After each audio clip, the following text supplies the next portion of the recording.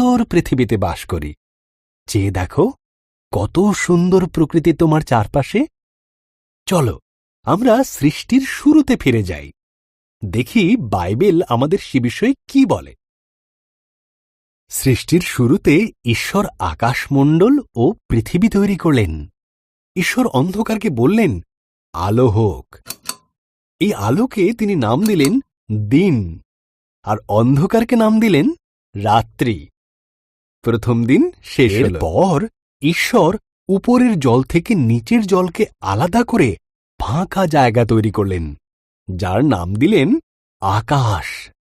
দ্বিতীয় দিন শেষ হল। ঈশ্বর সমস্ত জল একত্র করলেন। এর ফলে শুকনো জায়গা দেখা দিল।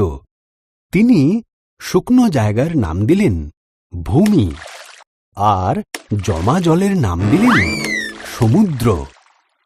তারপর তিনি তৈরি করলেন ঘাস, শস্য ও গাছপালা। তৃতীয় দিন শেষ হল।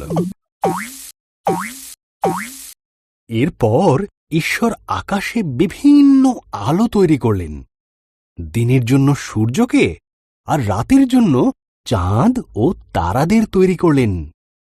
চতুর্থ দিন শেষ হল। ঈশ্বর মাছেদের সৃষ্টি করলেন জলে সাঁতার কাটার জন্য, আর পাখিদের সৃষ্টি করলেন আকাশে ওড়ার জন্য।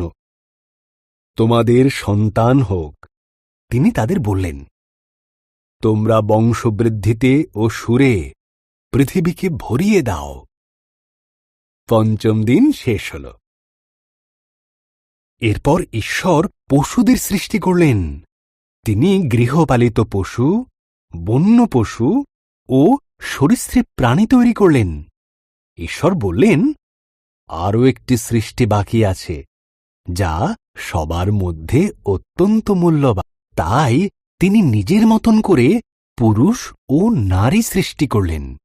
তিনি বললেন, তোমাদের সন্তান হোক, পৃথিবীর দায়িত্ব নাও, মাছ ও পশু পাখিদের যত্নে রেখো।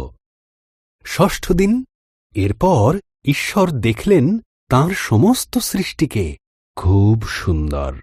তিনি বললেন, এই সপ্তম দিনে তিনি বিশ্রামে গেলেন এবং দিনটিকে স্মরণীয় করে রাখলেন।